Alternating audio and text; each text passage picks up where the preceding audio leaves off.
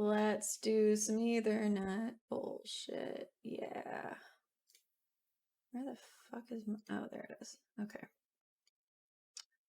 Okay. So we're reading this book. Still reading it. Not even close to finishing it. Might have to change to twice a week just to get done with this thing. All right. So we're reading the Octopus book, Ethernet, the Definitive Guide, which I think is from 2014. So it's extremely out of date, but most of it, I've been told, is fairly accurate. So let's see, where were we? Ooh, I think we were still in part 1. We're finishing up part 1 of 5, it looks like. So let's see. I'm pretty sure we were at least in auto negotiation. We may not have finished it. Basic concepts. Okay, we went through that. We talked about auto negotiation and how that works with the FLP burst. They send these little bursts to each other, and it talks about that before actually telling you what the fuck a burst is. Fast link pulses. So it sounds like just like a bunch of really fast electrical signals. Yeah, and there's 33 pulse positions in a fast link pulse burst. You have 17 odd numbered ones that represent the clock information and 16 even numbered pulse positions that represent the data. So the presence of a pulse in the even numbered position represents the logical 1. The absence represents a logical 0. And that is how we transmit 16-bit link code words that have information that auto negotiation needs. If that made no sense to you, don't worry. It only slightly made sense to me, and that's because I've read it probably 4 times now. But this is kind of cool. They show you like a little cute little diagram. I love that it goes right into this. Much detail. Maybe we should just go back over it. Let me just double check. Where did it get to? Oh, we did go through a lot of this. Excuse me. We went through this. Parallel detection, which is specifically how it works with the 10 and 100 megabit, the older systems, right? The twisted pair interfaces that don't support auto negotiation. They use like a slow link pulse instead of a fast link pulse. And so if auto negotiation detects that specific kind of link pulse speed, I guess, then it knows just by that it's working with like an older type that doesn't support auto negotiation. So then it just like dials it down to the lowest common denominator. Or actually, no, technically the highest common denominator still. And that's what parallel detection is it understanding that it's working with like an older system that doesn't support auto negotiate. So yeah, okay, it's called 10 base T normal link pulses, the slower ones, the NLPs. Okay. Let's see. We go into detail about parallel detection. It always says the auto negotiating device in half duplex. So basically this is not ideal. This kind of sucks, but it can still technically probably maybe work in a worst case scenario. Always going to put it into half duplex mode. But if the other end that doesn't support auto negotiation is manually in not half duplex mode, then you're kind of fucked. It's not going to work. And then we talk about how that sucks. Given that 10 and 100 megabits equipment must support the original half duplex mode of Ethernet operation to be compliant with the standard, and given that support for full duplex mode is optional, selecting half duplex as the default mode of operation was really the only choice left to developers of the auto negotiation standard to try and make sure we are most likely. Not likely, but like more likely, I guess, to hit that highest common denominator. Blah, blah, blah. Okay, and then we have a nice little table. I think honestly, like I got this the first time, like I didn't need the table, but I guess it's a nice reference for later. Like you get it, right? You know, if your link partner's in 10 and half duplex, then we're going to be in 10, have to, you know, like it's just, yeah. Anyway, I'm going to casually eat chocolate. I really don't remember where I stopped, which tells you something. Like, I don't watch my videos afterwards. Okay, we'll just start. Let's see, cabling issues. Let's see. This might be around where we stopped. I don't remember the cabling issues part. Andy and Mike hanging out. What's up? Hey. Yeah, okay. Hello, Rukin. This is not a CCNA book. This is a book specifically about Ethernet. Yeah, just like Andy said, it's not CCNA specific. Actually, if I can remember what page 77. This is the book. It's Octopus Book, aka Ethernet, the Definitive Guide. This is the book that we are reading. Okay. Really wish I could put like a bookmark in here somehow. Oh. Nope, I can only click on it. Whatever. Let's talk about cabling issues with auto negotiation then. The auto negotiation system is designed so a link will not become operational until matching capabilities exist at each end. However, the auto negotiation protocol, you can't read this, can you? Sorry. I zoom out so I can scroll more easily, but then it gets all unreadable. Uh-oh. All right, I'm gonna stop eating.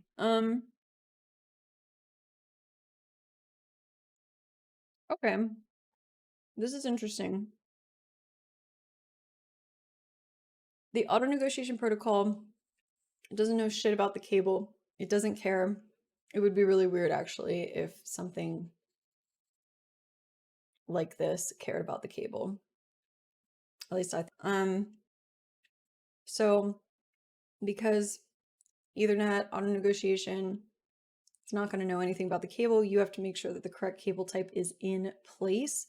Given a link with an Ethernet switch port at one end, a computer at the other end, and auto negotiation operation on both devices, and given that both devices support 10, 100, and 1000 megabit per second operation, we're going to see what effects a difference in cable quality can cause.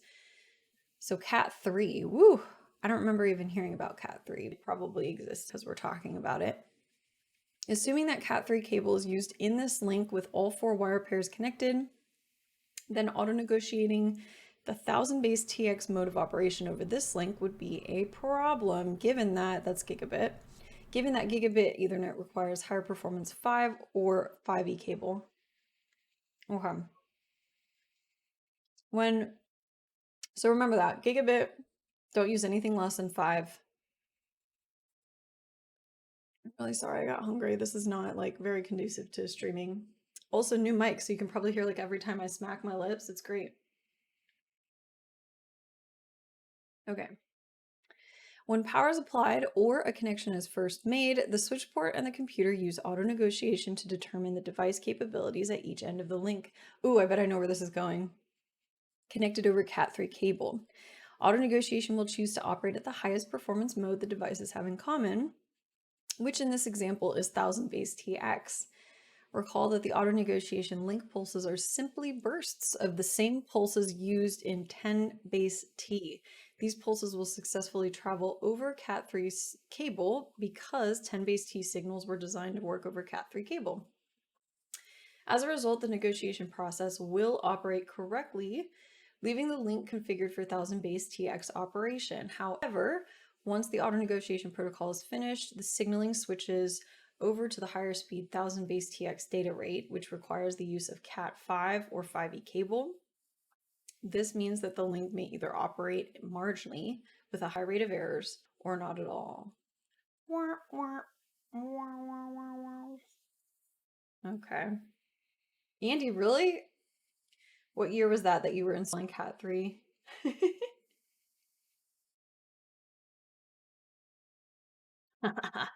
All of y'all who've seen Cat3 are old. Structured cabling systems installed in the last several years should be based on Cat 5e cabling or better. Now remember, this book is from 2014, so they're saying the last several years. I don't know, 2010 and onward-ish, maybe? 2012 and onward? I don't know. However, Cat 5e cabling was not available when 10BASE-T standard was first developed in the late 1980s, and older cable plans designed to support 10 megabit per second Ethernet systems may be based on the lower quality Cat3 cabling. I'm sorry, Andy, about the age jokes. I got in the habit in Asheville. It's Dan's fault. While auto negotiation is an extremely valuable feature that allows the highest performance mode to be selected automatically on a given link, it still requires that the correct cable type be in place to support the highest speed mode that may be selected. That went in my ear and in one ear, out the other. It still requires the... Okay, yeah, no, I got it. Okay, so it's very valuable and it selects the highest performing mode, but you need the right cable type in place to actually support the highest mode. It's up to you to ensure that the correct cable is in use. If the cabling systems at your site use Cat 5, 5e, or better, then this is not an issue for the most commonly supported speeds. Now, I don't know how up to date that is because, again, this book is from 2014. Maybe some of the like super high speeds now need like Cat 6. I don't know. But assuming your stations support 10, 100, and 1000 megabits per second, then all three of those speeds are going to work over Cat 5, 5e, or better.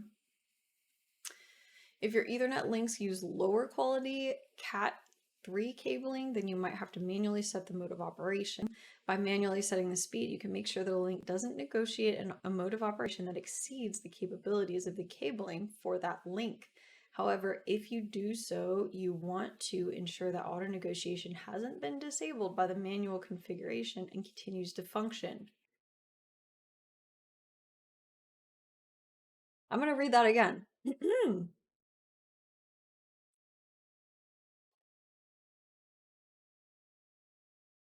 Let's start here.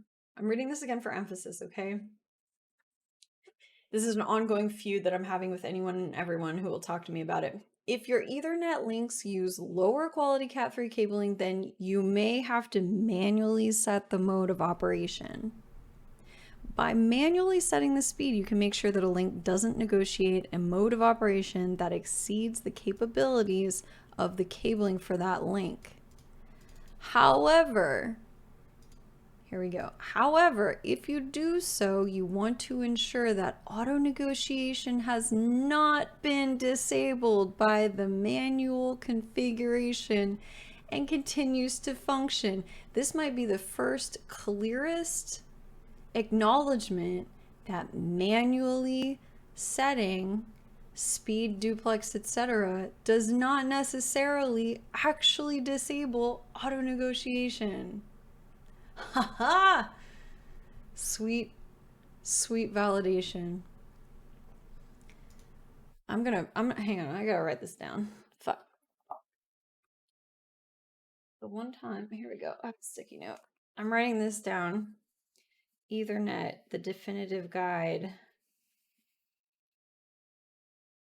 Page 78.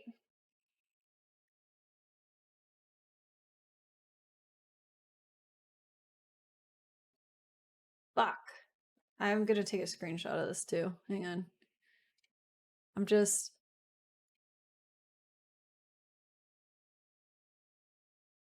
Doot, doot, doot, doot, doot, doot, doot, doot.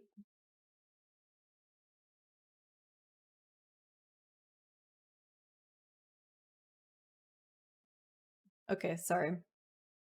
If no one is aware, or if you don't remember, I'm feuding with the internet about whether or not manually configuring speed and duplex on a fucking switch port turns off auto negotiation. It fucking doesn't. And I have validation right here about that. It does not turn it off.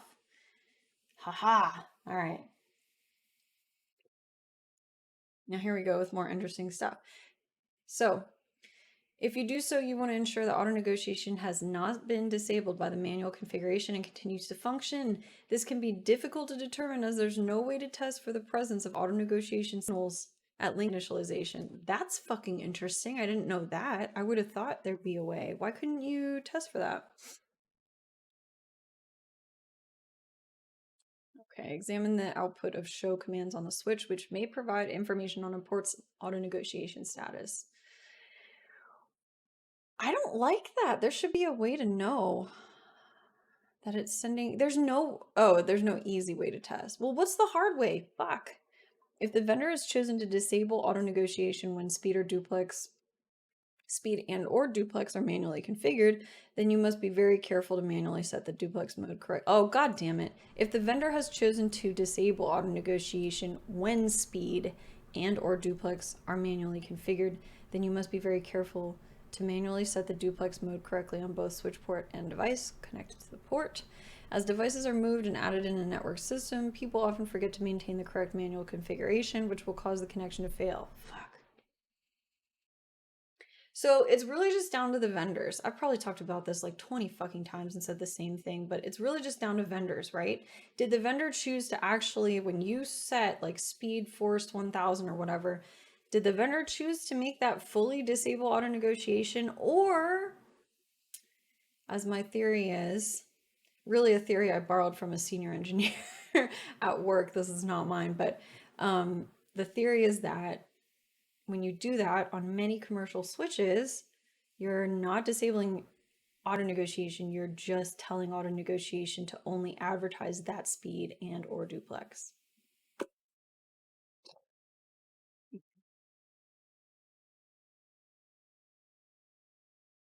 No negotiation auto. Andy, fuck auto negotiation. You really should do. You have the time. You have 30 minutes. You have 30 minutes at least one day a week. I think that's enough for a stream. Or 20 minutes. You know, you can stream them for as long as you want and then just upload it to YouTube and it's fine. Like, no one cares. You could do it. I believe in you. Andy. I want Andy's soapbox on YouTube. Let's see. Would that mean that the client could negotiate to something the switch can't use if you manually set the speed to 100? Yeah, I mean, it can fuck stuff up basically if you don't do it right, right? Cisco 3650s. Ooh, see, Auto MDIX is different than this. Auto MDIX is not the same as auto negotiation. Maybe that's not what you're saying. I'm sorry if it's not. But MDIX has to do with like the physical like wiring and the connections there. It's not the speed and duplex that you're setting. Auto negotiation is talking about. Show int on ports to check if auto negotiation is on or off. Andy, I can't talk for only 30 minutes. I believe you. It doesn't have to be regular. Just do like a Saturday one day when you feel like ranting about something and then boom, you got your stream. I would watch it.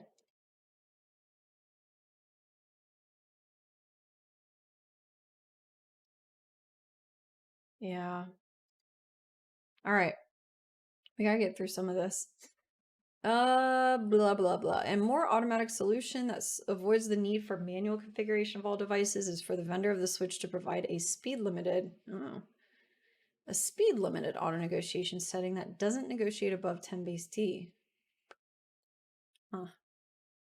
One example of this configuration is achieved by setting the ports of a switch to speed 10 base T auto. In this case, the auto in the command indicates that the auto negotiation protocol is enabled and is able to negotiate the duplex setting correctly, setting full duplex operation at both ends when both link partners support it, or making sure that both link partners are in half duplex mode.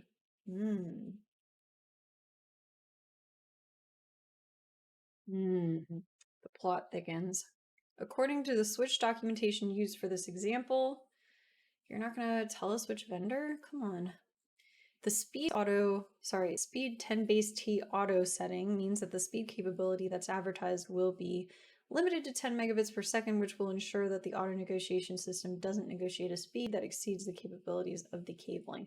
Man, I'm just gonna have to fucking go and dive into Cisco fucking white papers. God damn it.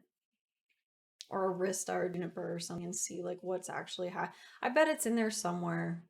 See what's actually happening. This approach, let's see, this approach is available in some vendors' equipment. If you have a Cat3 cabling that needs to be protected from speeds above 10 megabits per second, you should use this option. If your vendor does not provide such an option, then perhaps it's time to find another vendor. Ooh. Roast them, O'Reilly. Cable issues and gigabit Ethernet auto negotiation. All right, so here we go. The 1000 base T system of gigabit Ethernet over twisted pair requires 4 twisted pairs of cabling rated at Cat 5 or 5e or better. They keep interchanging this, or 5e minimum. We'll just say Cat 5. The auto negotiation system, on the other hand, is designed to work using only 2 pairs of cabling. As a result, should a pair of auto negotiating multi-speed 10, 100, 1000 megabit per second interfaces be connected over a 2-pair link, the auto negotiation system would attempt to establish the highest order of performance, which would be 1000 base T operation over the link. Connected together over a 2-pair link. Okay. Given that the 1000 base T signaling can't function over 2 pairs of cabling, the link would not pass the signal training phase of 1000 base T and wouldn't become operational. Okay, that's very good to know. This is much more relevant than probably 10 base T crap because almost no one probably uses that. I'm sure it's out there, but still. So you need to make sure if you're using basically, okay, I'll read this again, so make sure I'm not summarizing this terribly. As a result, should a pair, okay, auto negotiation is designed to work using only 2 pairs of cabling. As a result, should a pair of auto negotiating multi-speed 10, 100,000 megabit per second interfaces be connected together over a 2-pair link, negotiation would establish the highest common denominator of performance, which would be 1000 base T operation over the link. But 1000 base T itself can't function over just 2 pairs. It's 4 twisted pairs. Okay, so let's see. So if you're using gig, copper gig, then like you need to have 4 pairs of cabling, which I assume is what 5e gives you. Or maybe not, but it says 4 twisted pairs rated at 5 or 5e or better. That's another thing. Maybe we should like go off into the deep end on cabling as well.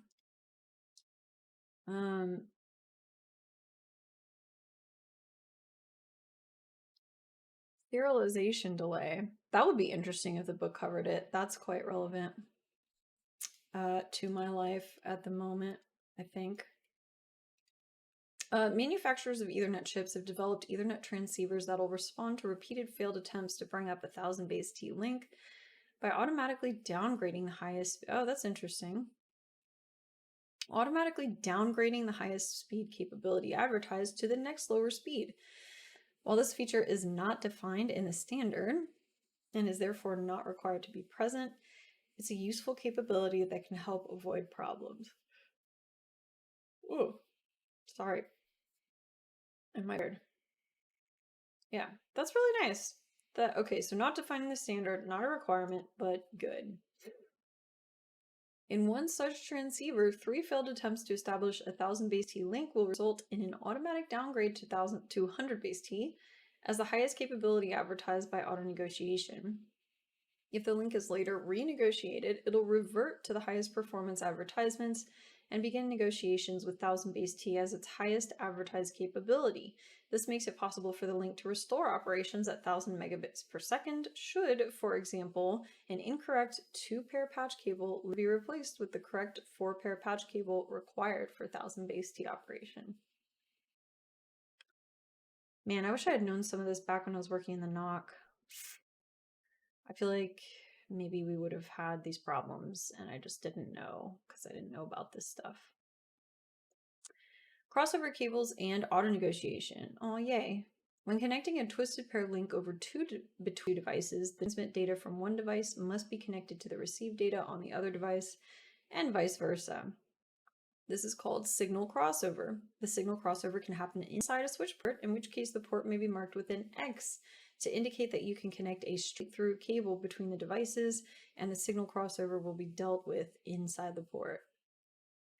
Lemur says, this approach was used on early switches. However, with the development of auto MDIX capability, this form of signal path management is no longer used on most switches. I was gonna say, I've never fucking seen that before. In 1000 base T, signals are sent on all 4 pairs of wires in the cable in both directions simultaneously. To ensure that all the signals end up on the correct cable pairs in 1000 base T, an automatic system to manage the signal locations was developed and standardized in Clause 40 of the IEEE 802.3 standard. This made it possible to use either a straight-through or a crossover cable and let the link partners automatically configure which wire pairs carry the transmit and receive signals to achieve the correct signal paths in a system called Auto MDIX. That's pretty cool. To ensure that all the signals end up on the correct cable pairs, an automatic system to manage the signal locations was developed. This is clause 40. I may or may not. Will it show it? Yes.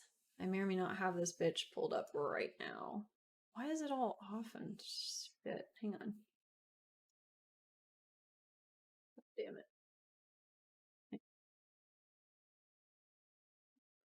Where the fuck is clause 40? Here we go. Let me just, you think Control F will find it?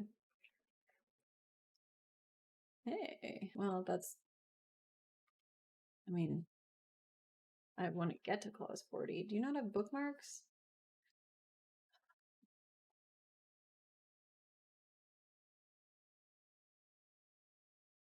Physical layer specification for 1000 megabit per second CSMA CD LAN using 4 pairs of Cat5 balanced copper cabling. Interesting, they're calling it CSMA CD again. They're using that again to determine it. Take me to the clause. 4 symbols are transmitted in parallel each symbol period. Take me to the fucking clause. I don't really know how this standard works. Maybe this is all I get. I thought oh, you know what this is? This isn't the whole fucking thing. God damn it. I realized this together. This is not the entire thing because the entire thing is like 4,000 pages. Fuck. Yeah, that's the problem. Whatever. You know what? I'll control clause 40 and just like go through it a little bit. But for IEEE 802.3, the data encoding technique used by 1000 base T when converting GMII data. Did you say that GMI? I don't know. 8 bits to 4 quinary symbols, quinary, quad, whatever, that are transmitted during 1 clock. Fuck, I really wish I had the whole thing. I don't know what the hell that is. Nope. Nope. Nope. All right, this isn't gonna get us much more. Damn it. I was really excited to whip out like the IEEE standard, but I don't know how I ended up downloading. I have access to the whole thing. I don't know how I ended up just downloading like 1/13 of it, but whatever. Anyway. Okay, so clause 40 of the standard tells us how we can ensure that all signals end up on the correct cable pairs in our like 8 wires. This made it possible to use either a straight through or a crossover and let the link partners automatically configure which wire pairs carry transmit and receive signals in order to achieve the correct signal paths. That is what Auto MDIX does. Bye, Andy. Thanks for watching.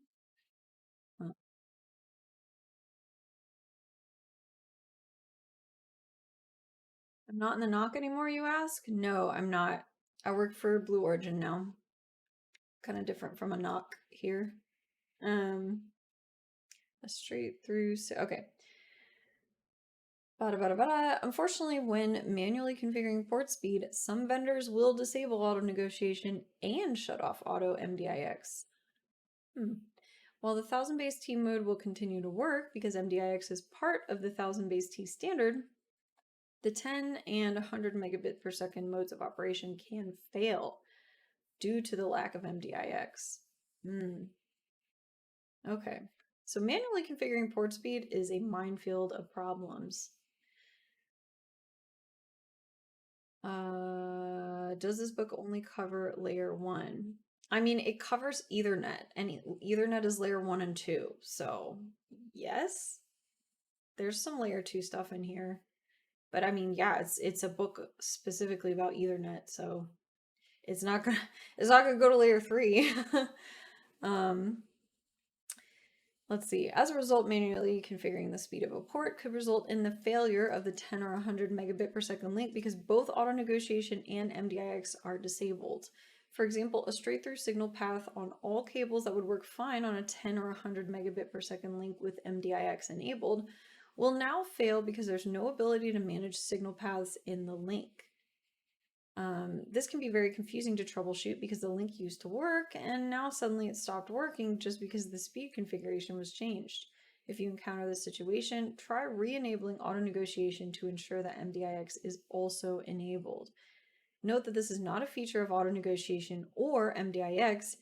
Instead, it's the outcome of shots fired, a poor implementation decision by the vendor.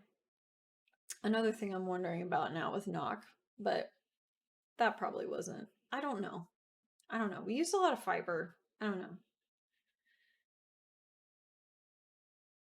1000 base X auto negotiation. The 1000 base T twisted pair gigabit Ethernet system operates over copper cabling and uses the same auto negotiation system used by all other twisted pair Ethernet systems. However, the 1000 base X gigabit Ethernet system, which is gig over fiber, I'm pretty sure, has its own system of auto negotiation defined in clause 37 of the IEEE 802.3 standard, which operates over 1000 base X media segments. Lil Lemur tells us the 10 megabit per second, 100 megabit per second, and 10 gigabit per second fiber optic Ethernet media systems use different signaling schemes and operate over different wavelengths of light. So it's not possible to send common auto negotiation systems signals that all systems could detect. Therefore, auto negotiation is not supported on these media systems. I didn't know that about 10 gig fiber.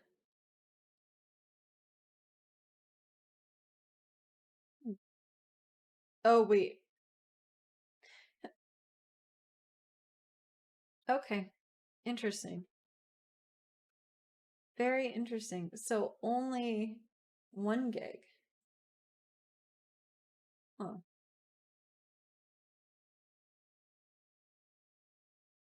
Only 1 gig is defined. That's very interesting. Okay.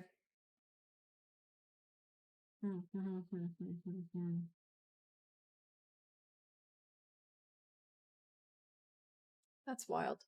The designers of 1000 base X decided to develop an auto negotiation system that was specific to the 3 media segment types defined in the 1000 base X standard. These systems are 1000 base SX and 1000 base LX fiber optic segments and the 1000 base CX short copper segment.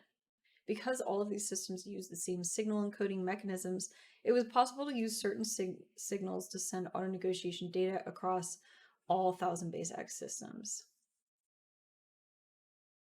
Interesting. I'm so curious about the physics behind that. Like, why is 1 gig definable, but we just decided not to for what, 10 meg, 100 meg, and 10 gig?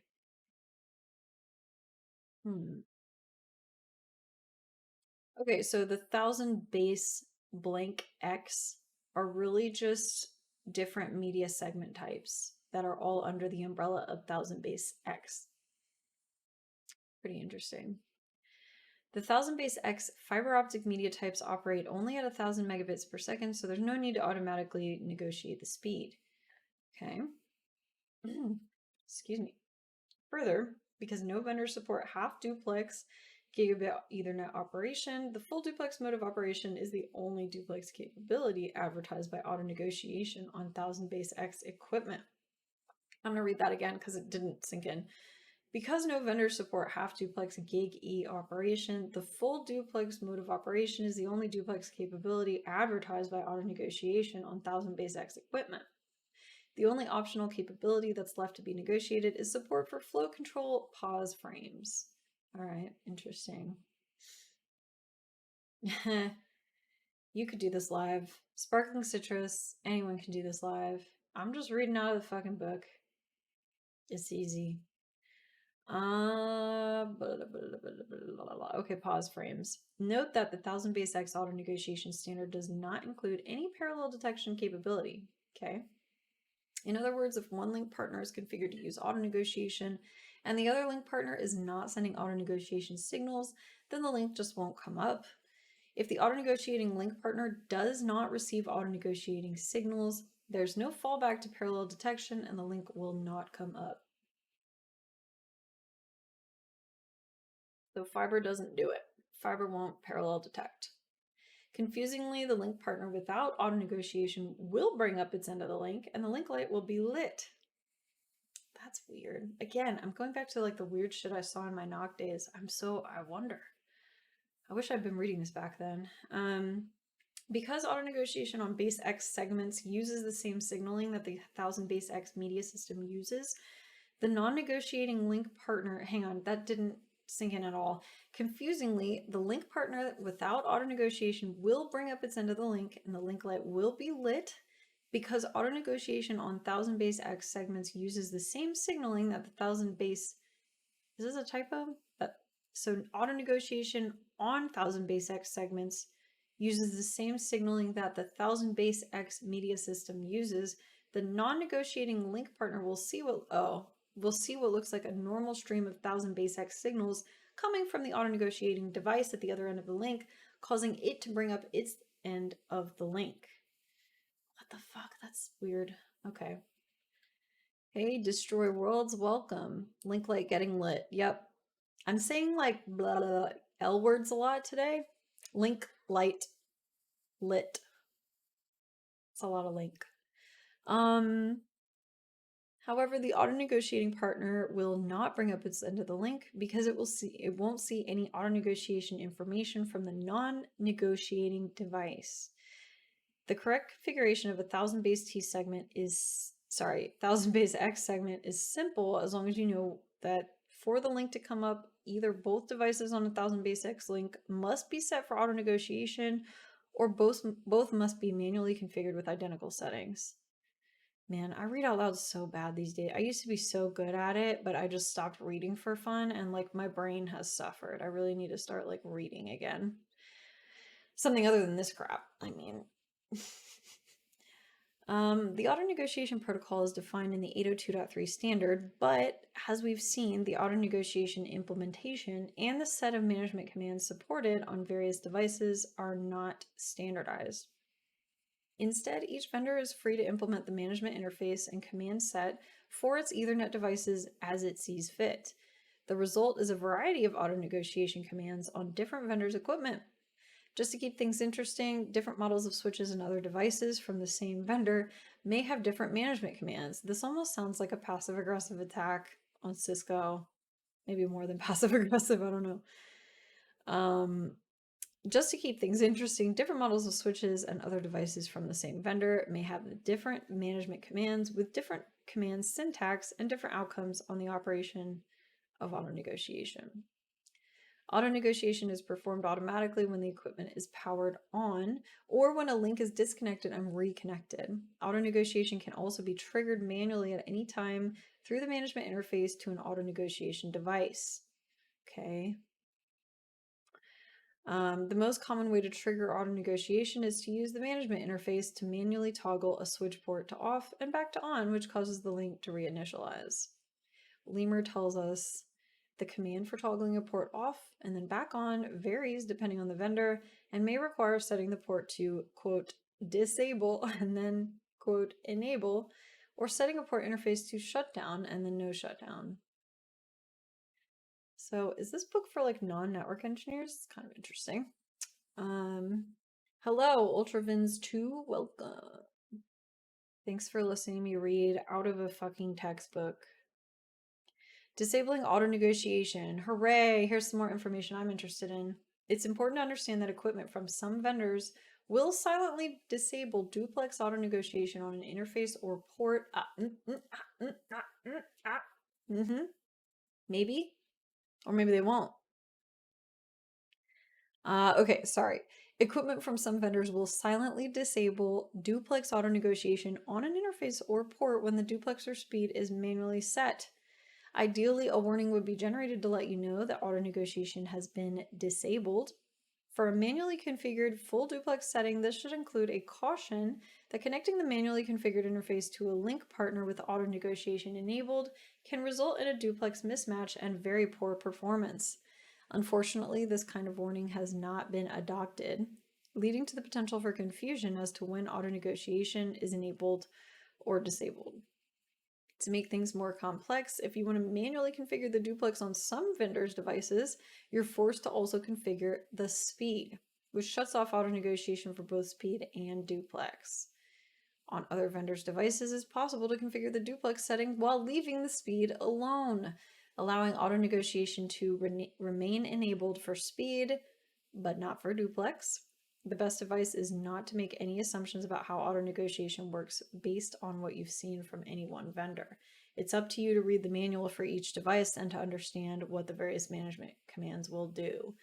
I asked this of several vendors a while back, and when I say a while, like 3 months ago, if they had anything that would allow us to fully disable auto negotiation, and they all sort of went, I don't know, I'll get back to you, and then they never fucking contacted me again.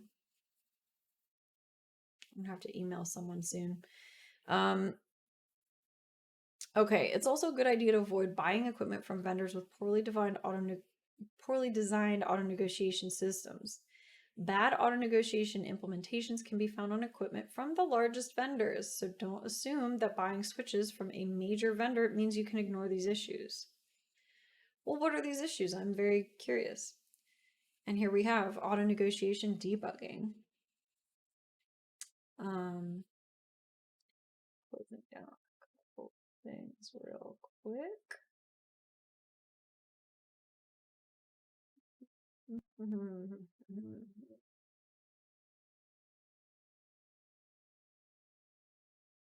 Sorry, I'm closing out the little bookmarks.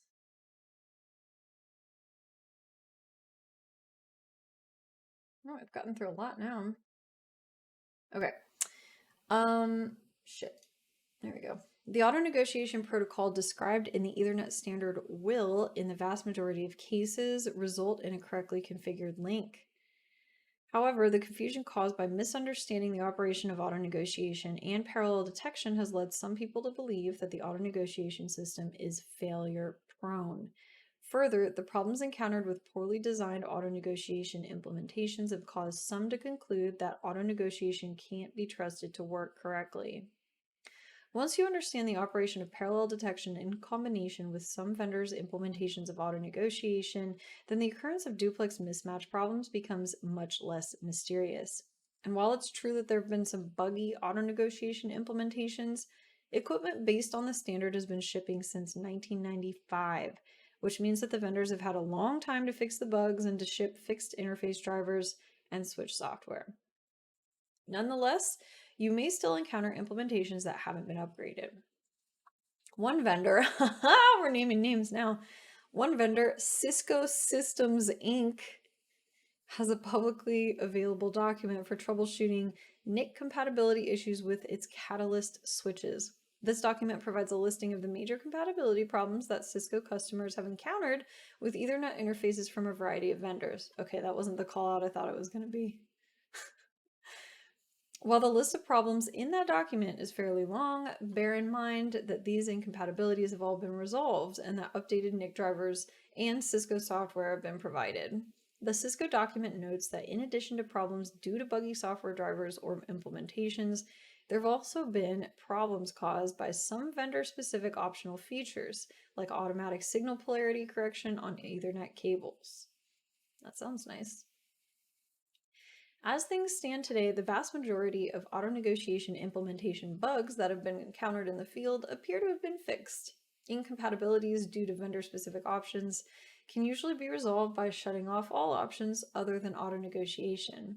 The majority of the remaining issues are most often problem reports of, quote, broken auto negotiation that in actuality are reports of the duplex mismatch performance issues that arise with vendor implementations that shut off auto negotiation due to manual configuration on one end of a link, while auto negotiation is still enabled on the other end. Is this vendor neutral, you ask? Yes. Well, the book is, I mean, you just saw, right? Like they mentioned Cisco, but generally, like when they're talking about issues like you're just seeing now, like they just sort of say some vendors, right? So yeah, it's vendor neutral. All right, general debugging information. As of this writing, 2014, consumer-grade computers work quite well when it comes to auto negotiation, and auto negotiation problems on these devices are rare. On the other hand, you may still encounter problems with auto negotiation on some high-end servers or other equipment that's not sold in high volumes. Such equipment is typically used in more restricted environments. We can speculate that this leads to fewer encounters with other types of machines and therefore to fewer bug reports and bug fixes for the high-end equipment. Another possibility is that due to its initial expense and performance characteristics, this kind of equipment may be upgraded less frequently. This would help explain why older and buggier hardware and software seems to persist for considerably longer on these high-end servers than it does in the high-volume consumer-grade equipment. Media converters and auto negotiation. When troubleshooting auto negotiation issues on a link, be aware that if media converters are used to convert signals between twisted pair and fiber optic segments on the link, you may find that auto negotiation capability is included on the twisted pair port of the converter. This can complicate troubleshooting because it may not be obvious that there's a media converter located somewhere in that link. When using media converters, you may wish to enforce a policy of manual configuration on the devices at both ends of the link, with auto negotiation disabled on the media converter. This avoids the complexity of troubleshooting a link with an auto-negotiating device embedded somewhere in it. In the next section, we discuss how to develop policies to help ensure that Ethernet links are correctly configured at your site. All right, so we're talking debugging tools and commands. To discover the source of any configuration problem, you may need to use a variety of approaches and tools. Your goal is to find out whether a configuration problem is due to manual misconfiguration, missing auto negotiation support on one end of a link, or something else. Here are some suggested approaches and tools that can be used. Number 1, investigate log files. All right, well, this is troubleshooting 101. A duplex mismatch will usually generate late collision errors, which may be logged as a counter on the Ethernet interface or switch port, or in an error log on an Ethernet switch. Examination of these logs for late collision errors will help determine if there are any problems, and if so, on which ports. Many switches support remote logging of errors to a central computer, providing a single log file that can be used to check the error reports across a single set of switches. Sorry, across a set of switches. I'm just inserting words now. All right. We can also, number 2, use special management protocols. One major vendor, Cisco Systems Inc., as we refer to it in the business, has its own link layer management protocol that can help detect duplex mismatches. Oh, CDP. All right. The Cisco Discovery Protocol, or CDP, sends packets that contain information about the port configuration and capabilities of each switching port. This provides enough information about the port settings on each device connected to a link to allow the devices to detect when a duplex mismatch has occurred and to send alerts and logging messages. Okay, so look at logs and maybe use CDP if you can. That's what this is boiled down to so far. Number 3, run throughput testing software. A network throughput tester is designed to send a rapid stream of packets through the link to test the maximum achievable throughput, which will usually reveal the effects of a duplex mismatch, as well as certifying link performance for correctly configured links. There are a number of good throughput testing programs. One of our favorites is iPerf, which runs on Unix, Macintosh, and Windows computers. Change review boards. Yep.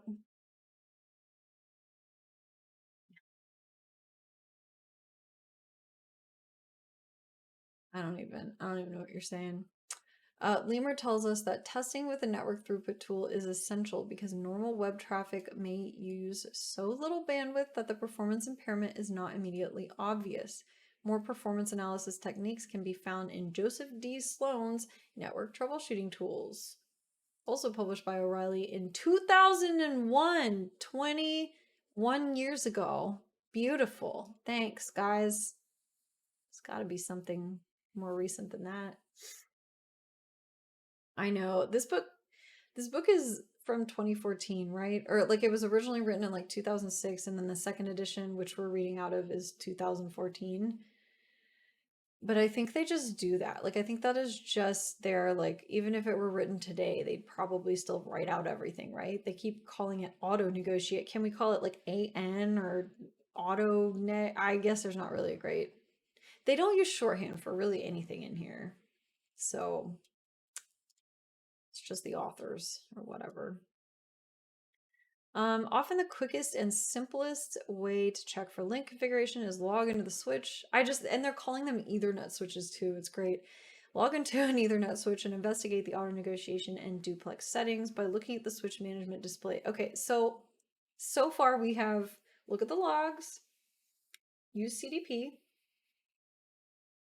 show int eth whatever. Okay. I mean, this is all pretty typical, but I guess if you're not a network engineer or you don't have like a CCNA, this isn't basic troubleshooting to you. Okay. A porter interface may display the words A-10 or A-half to indicate that these settings were configured by the auto negotiation system, or it may show the manually forced speed and duplex settings when auto negotiation is not enabled. It can be more difficult to investigate the configuration settings on the NICs or embedded Ethernet interfaces found in user computers and server machines. You're telling me. However, a number of vendors and operating systems do provide diagnostic and management programs for their Ethernet interfaces that allow you to display the configuration settings on those interfaces. That way you can discover whether the interface is configured for auto negotiation and what settings have been automatically negotiated or manually configured. Finding the Ethernet interface settings on Microsoft Windows. God, they call it Macintosh and Microsoft Windows. Finding the Ethernet interface settings on Windows systems can be challenging. If you have the diagnostic software installed for the network interface, then running that software may display the interface configuration settings. Fucking Windows. If you don't have any interface diagnostic software installed, you may be able to find a copy of the software on the website of the company that made the network interface in your computer. Wow. I really want to go down that rabbit hole one day at work when I just need one answer to one thing. On Linux systems, the MII, I don't know if you say MII or me. Everybody who's a network engineer or some kind of systems, any kind of network engineer with computers things, anyone in IT, what do you say? Do you say MII or you say me or my? What do you say? My guess is me. That's my guess. I don't know. Okay, I'm familiar with ETH tool. I've never seen me tool. But that allows you to investigate the configuration of an Ethernet interface on Linux. Hooray. Hooray, Linux. Okay, I'm glad I'm not the only one who'd never heard of me tool and only used ETH tool. MII. Oh, I like MII. But I don't know. This is not Nintendo. How dare you say that? I guess Nintendo would have us say me. Maybe that's what we should go with. Okay, we're still troubleshooting it. Here are a few things you can try in order to Wait, what were we doing before? I thought we were troubleshooting auto negotiation already.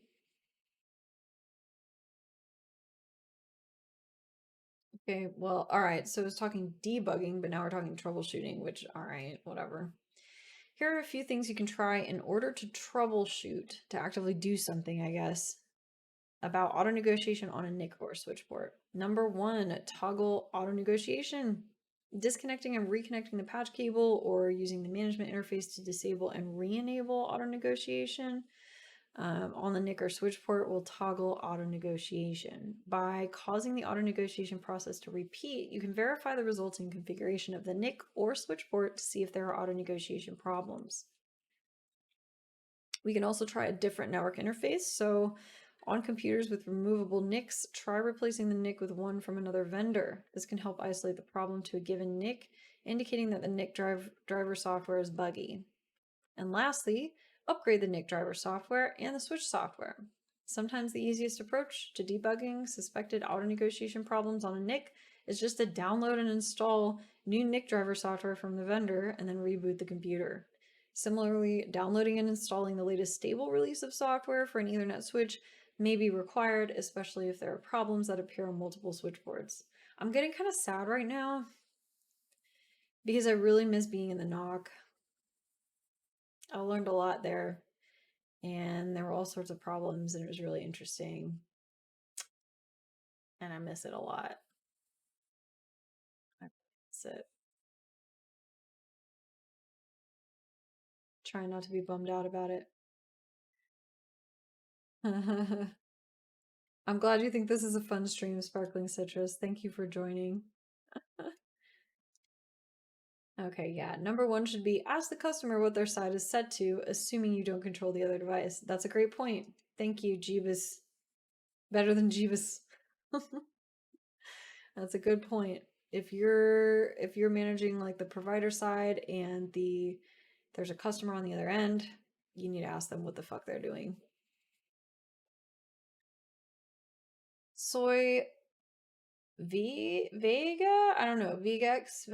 I don't know. Soy boy. Sorry, that was mean. I didn't mean it that way. I just think it's a funny name. Soy Veg. I'll call you that. Is it me or you're the only one on Twitch doing networking? Am I? That's hard for me to believe. If I'm the only one on Twitch doing networking, I'm very sorry to all of you. And also, it'll be really easy for someone to dethrone me then because like I'm not doing anything interesting. I'm reading books. All someone has to do is like just get up here with like Packet Tracer and like do a lab and talk through it. You'll be way more interesting than I am. Developing a link configuration policy. The challenge for a network engineer is to come up with a link configuration policy that results in stable, reliable, and high-performance networking at your site. To that end, a network manager also needs to understand how auto configuration works and know how to avoid the most common mistakes when configuring Ethernet links. The following list summarizes what we've learned so far. Oh, thank you, O'Reilly. Number one, auto negotiation will result in the correct configuration of the highest performance settings between devices on an Ethernet link, as long as auto negotiation is enabled for all capabilities on the devices at each end of the link. Ensuring that auto negotiation is enabled also helps ensure that MDIX automatic signal crossover will continue to function when supported on twisted pair interfaces. Manually configuring the speed. This is number two.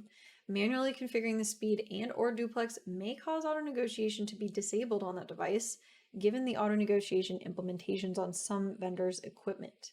If a manually configured device with auto negotiation disabled is connected to an auto negotiating link partner, then the auto negotiating link partner will default to half duplex mode because there are no auto negotiation signals being received from a manually configured device at the other end of the link. Stated differently, if auto negotiation is enabled only at one end of a link, then the auto negotiating device will always default to the half duplex mode of operation. Because of this default behavior, a device without auto negotiation support enabled that is set to full duplex mode will always result in a duplex mismatch when connected to a link with an auto negotiating device at the other end. You know, it's really interesting that that is how it works, because it's not what you would think, I think. Or that's not how I would think of it if I didn't know any better, right? I would assume that if you've got full duplex on the other end, manually configured, then we're good to go, because, you know, auto negotiation will just see that, and that's good because we want full duplex and it'll take that. But that is not actually how it works. Because there are no auto negotiation signals being received from the manually configured device at the other end, auto negotiation is just going to, you know, set itself to half duplex. Now, if the other end does have half duplex manually configured, then we're good, because the, you know, getting into half duplex is the default for auto negotiation if it doesn't see auto negotiation on one side, right? On the other side, rather, right? So yeah. Da, da, da, da, da. Okay. Link configuration policies for enterprise networks. Most sites have found that the best way to avoid any problems or performance issues due to duplex mismatch on Ethernet devices is to make sure that auto negotiation is enabled on every device that supports it. Sorry, my face is bothering me. It's so bright now that the sun is going down. Nope, not that one. Here we go. Oh my god. Okay. There, I'm not so like glowing. All right. Most sites have found that the best way to avoid any problems or performance issues due to duplex mismatch on Ethernet devices is to just make sure that auto negotiation is enabled on every device that supports it. If auto negotiation is enabled on the devices at both ends of a link segment, then you're not going to have any duplex mismatches. Oh my god, don't talk to me about QoS, you bastards. I fucking hate QoS more than anything. I hate learning about QoS. And also, like, I'm kind of convinced that it's not necessary. So, like, whatever. It's not really going to solve many problems for you. Anyway, link configuration policies. So just make sure that auto negotiation is enabled on everything that supports it. Boom, you're done. Similarly, if auto negotiation is enabled on all desktop devices connected to Ethernet switch ports that also have auto negotiation enabled, then there won't be a duplex mismatch on any of those links that are connected to the switch, because same reasons. Note that this policy also assumes that all twisted pair cabling in use is category 5 or 5E, 5E or better, as is required to support 10, 100, and 1000 megabits per second speeds. To avoid any issues with software, ensure that you have bug-fixed code by upgrading the software in your switches to the latest stable release, no matter which vendor you use. Enabling the auto negotiation protocol at both ends of the link ensures that the highest performing settings common to both devices are automatically chosen and that both speed and duplex are set correctly, avoiding any problems with incorrect mode selection. By enabling auto negotiation and avoiding manually I'm good. By enabling auto negotiation and avoiding manual configuration of speed or duplex settings, you'll provide the best opportunity for correct link operation to occur. Oh my god. We have to finish this chapter. I'm fucking determined. We will not get to part 2 today, but maybe in the next couple of times. We have one more chapter after this. I just really want to finish chapter 5. Okay, the more ports that you manually configure, the harder it's going to be to ensure that the configuration will always be correct on both ends of the link, and the harder it'll be to keep track of all those settings. If you manually configure full duplex on all switch ports without also configuring all connected devices to match, then you can end up with duplex mismatches. If you manually configure 100 or worse, 1000 switch ports, for example, then you also have to manually configure the 100 or 1000 devices connected to those ports. Further, you have to continually ensure that the correct configuration of all devices that are ever upgraded, changed, upgraded, or added to your network. Okay, this is all stuff we know, right? We're not dum-dums. The easiest and most reliable thing to do is let auto negotiation handle the task. Also, as the switch ports and desktop computers in a building are upgraded, as long as they have auto negotiation enabled, they'll automatically choose the highest performance mode of operation without need for manual intervention. Yay! We finished chapter fucking 5. And now we're at chapter 6, PoE. Now, this is also very interesting to me. How does PoE work? I have a theory, but I have not Googled it or looked it up, so I don't know. You know. What about NBAR? I think they're going to talk about that. I think. Wait, if NBAR is what I think it is. Or they mentioned it earlier. Hang on.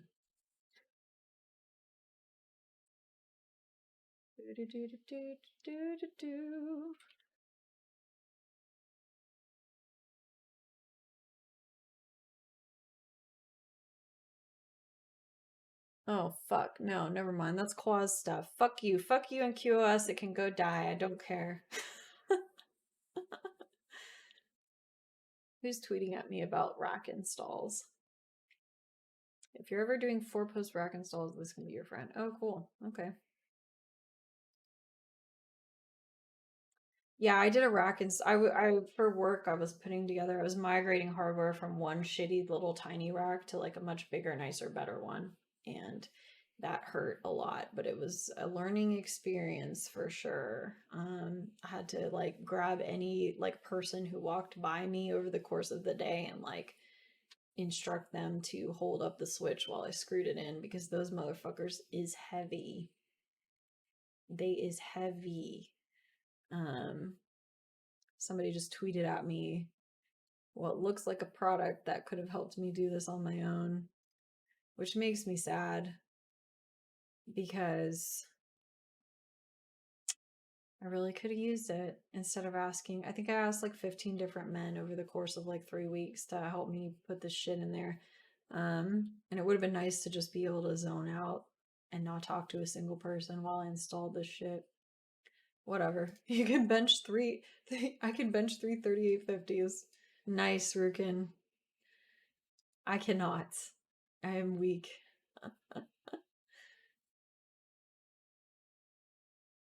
What are you studying for? Asks Easy Gertz. I'm not studying really for anything at the moment. I'm just studying Ethernet.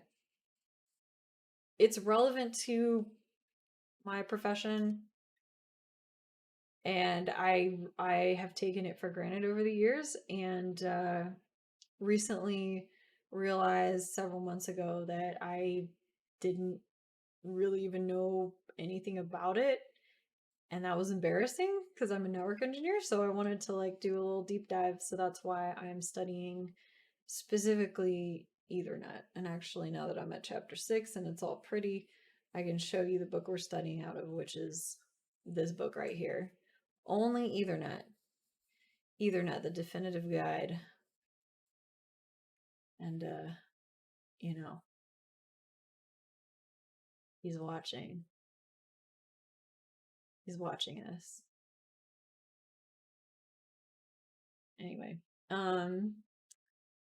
chapter 6. You know what? I feel good. I'm feeling good. I want to start with PoE. I really do.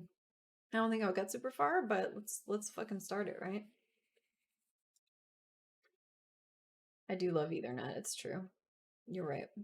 Okay. Chapter 6, PoE. Power over Ethernet or PoE. Man, you just know. You just know that they're just gonna say they have the acronym right here, but I know this entire fucking chapter they're gonna call it the full name. Power over Ethernet. They're gonna say it every time, and you know what? I refuse to say the full thing. I'm only gonna say PoE regardless of what they say. Yeah, you see the next fucking paragraph. Just call it PoE. You said it once. See, here they say it. Is there like a publishing rule? Maybe it's like every paragraph you're required by English grammar rules to like say the whole thing, and then after that you can say it. I feel like that should just extend to the entirety of a chapter. See, there's PoE. There's PoE. Okay. But then here, look, again, in that previous paragraph, power over Ethernet, whatever. Whatever. Anyway, PoE is an optional standard that provides direct current electrical power over Ethernet twisted pair cabling. This makes it possible for an Ethernet switch port, for example, to provide both Ethernet data and the power needed to operate a low-power Ethernet device connected to the other end of the cable, such as a wireless access point. The system is carefully designed to provide both power and Ethernet data over the same cable without causing any interference with the data. PoE supports devices with relatively low power requirements, including wireless access points, voice over IP. God, I hate that they made me say that. VoIP, telephones, video cameras, monitoring devices, making it possible to reduce costs by avoiding the need to provide a separate electrical circuit for the connected device. The power being provided is classed as safety extra low voltage, which is defined as a voltage that is limited to a peak of 60 volts DC. Provided by a power supply that has no direct connection to primary power, and which derives its power via a transformer or equivalent isolation device. Okay, so we have a limit, a voltage limit. We have a power requirement limit, I'm assuming, for the device. Yeah. And I guess, I can't really tell. I guess this is a requirement here too for PoE. It has to derive its power via a transformer or equivalent isolation device. I don't know what an isolation device is. I don't know about electricity, but maybe we'll find out. In other words, the power being provided over the Ethernet cable is carefully engineered so as not to present a shock hazard. The low voltages, electrical isolation from the AC grid, and limited current levels mean that the power being delivered is safe to work with. Okay, cool. And that you don't need an electrician to install or manage these power circuits. Fantastic. PoE was first developed in 2003 in the 802.3 AF supplement, which became Clause 33 of the 802.3 standard. The original 802.3 AF version of PoE is the most widely deployed version of the standard and provides up to 15.4 watts of DC power for transmission over the Ethernet cable. PoE is defined to work over 10 base T, 100 base T, and 1000 base T links. The current PoE standard does not specifically include or exclude 10 gigabase T links. However, a call for interest was issued in March 2013. Oh, God, and that's like 1 year before this came out, so maybe I should Google this, but call for interest was issued in 2013 to propose an extension of the PoE standard that will provide power over all four cable pairs simultaneously, and that will also be specified to meet the requirements of 10 gigabase T links. Based on the amount of work that needs to be done and the frequency of IEEE meetings, and assuming that work on the new specifications proceeds as expected, it's anticipated that the new standard may be completed by the spring of 2016. I'm going to Google that now. Or that is relevant. What do I call this? PoE 10 G base T.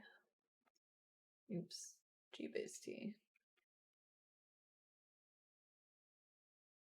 Yeah. Well, the Ethernet Alliance talked about it.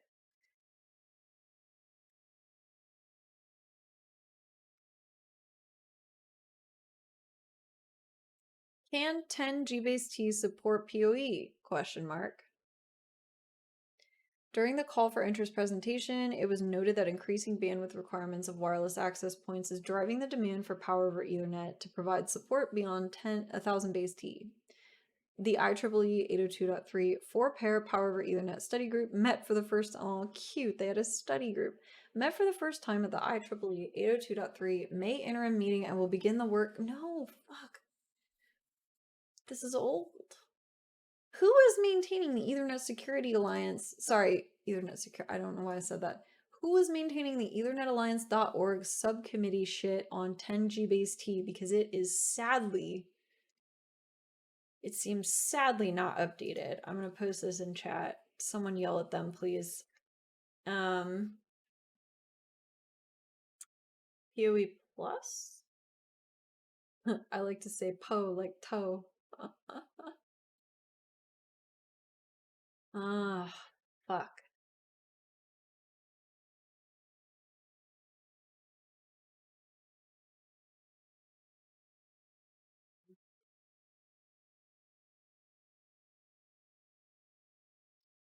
Okay, going back to Google then, because apparently the Ethernet Alliance does not have this information on their fucking website. Here we go. Hang on. Ah, I found something called Power over 10 base cheat. 10. Oh, fuck. I can't talk. Power over 10G base T Ethernet. Yada, yada, yada. Yada, yada, yada. Technical feasibility. Oh, this is cool. We've got electrical connection talks in here. Fuck. Okay, so this is a 2013 presentation. I'm gonna find it. How is this so difficult? All right, custom time range in Google from, we'll say 2016. No, I'll say 2015. For now, go.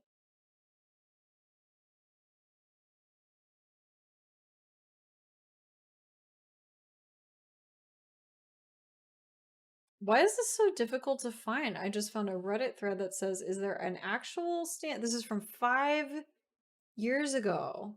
So like 2017, 2016. Is there an actual standard for power over Ethernet for 10G base T? The short answer seems to be, again, this is from 5 years ago, but the short answer seems to be that as there's no demand for it.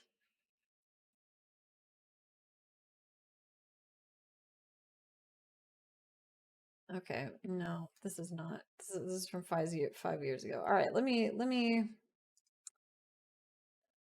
change my fucking. We'll say 2018 to now, please.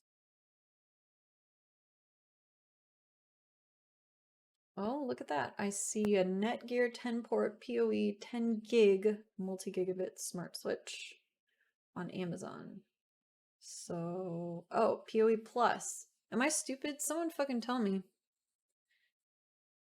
They named it PoE Plus Plus?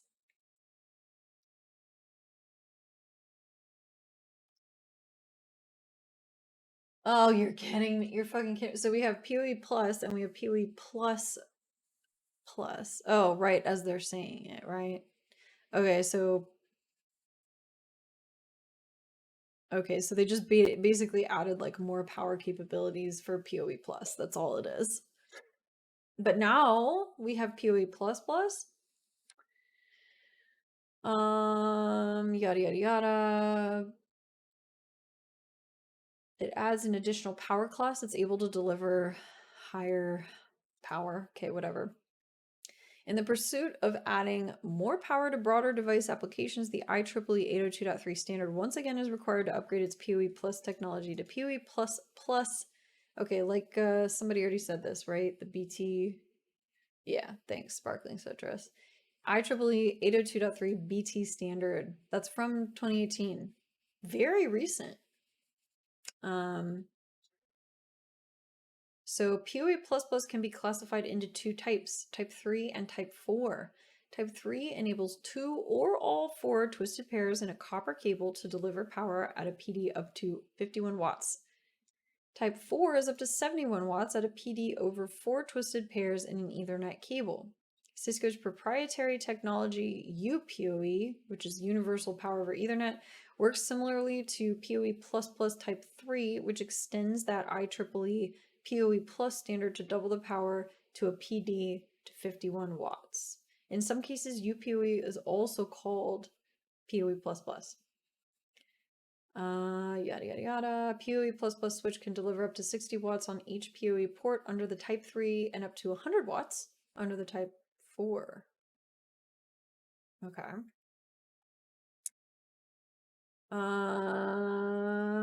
Cool. And then, oh, this is a nice little. Evidently, the major differences among PoE versus PoE++ versus PoE++ switches lie in their working mode and power supply, which reflect on their applications. An 802.3 AF switch is usually used to support devices that require the power delivery less than 15.4 watts, like VoIP phones, sensors, meters, wireless access points with 2 antennas, and simple static surveillance cameras that can't pan, tilt, or zoom. As for the PoE Plus switch, it supports devices such as more complex surveillance cameras that pan, tilt, or zoom, as well as wireless access points with 6 antennas and video IP phones. With a higher power wattage, the PoE++ Type 3 switch can support devices like video conferencing system components and building management devices. And the PoE++ Type 3 switch can support devices like laptops and TVs. Okay, cool. Very interesting. All right, I think we got our little answer for now.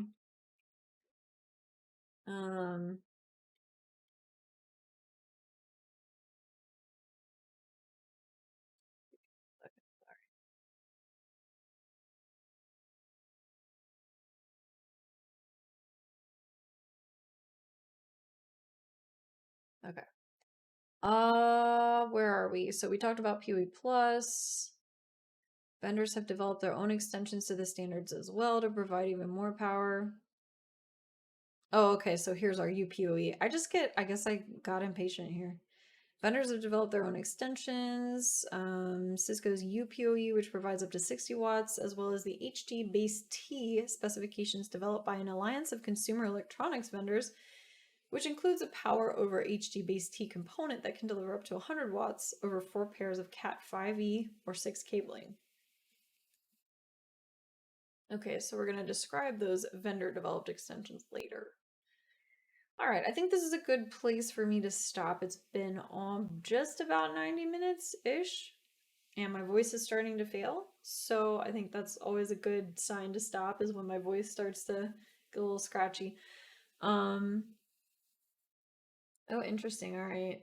The power runs out of phase with the Ethernet signal. Dual radio access points usually need 802.3 AT, even if you're not running them dual band. Interesting. Sparkling Citrus, always dropping the information. Thank you. Says, I found this out when trying to run them 802.3 AF. Very interesting. Okay. Well, I finally figured out how to like sort of technically share audio and video of/with someone on a stream. So if anyone wants to come on and fucking talk about Ethernet for 10 minutes or something when I'm need a break, we can do that. Okay, thanks for joining me. This has been fun. What am I going to call this video? Because I didn't do that much of PoE, so I don't feel great about titling this anything to do with PoE. I'll probably just call, like, you know, I'll call it like troubleshooting auto negotiation or something. I'm pretty sure I've done so many fucking streams just doing auto negotiation. It's taken me forever to get through chapter 5, but hooray! We got through a chapter. All right, thanks for joining me. This was fun. Last Monday I did not stream. This upcoming Monday I should be streaming regularly. I'm a lazy piece of shit, but I'm trying, so should be streaming every Monday at 6:30 Pacific, which is like 9:30 Eastern, 8:30 Central, and I don't even know what time anymore it is in fucking Europe anymore. I have lost that ability to know it since I moved to Pacific time. So thanks for joining. This has been fun. I always appreciate when people come in and chat with me while I'm reading this shit. So I'll see you at the very least next Monday. And just a quick plug, I am the co-host of a network engineering podcast called The Art of Network Engineering, and they're awesome. I'm wearing a pullover with the logo today. My swag. We just had can't really see it, whatever. We just had a fun meetup in person in Asheville, North Carolina. Our first live event. It was really awesome. in my opinion, it went well and we did great. And it was so fun to meet everybody. It was a fucking blast. Anyway, thanks for joining me. I really love talking about technology with people. So please join me next Monday if you can. And if you want some like more networking in your life, you can find The Art of Network Engineering with this logo on your favorite podcatcher if you feel like listening. We have a lot of great topics. We interview a lot of guests who are network engineers or networking adjacent and talk about a lot of network engineering stuff. It's pretty cool. Anyway, thanks a lot for joining. I love you. Goodbye.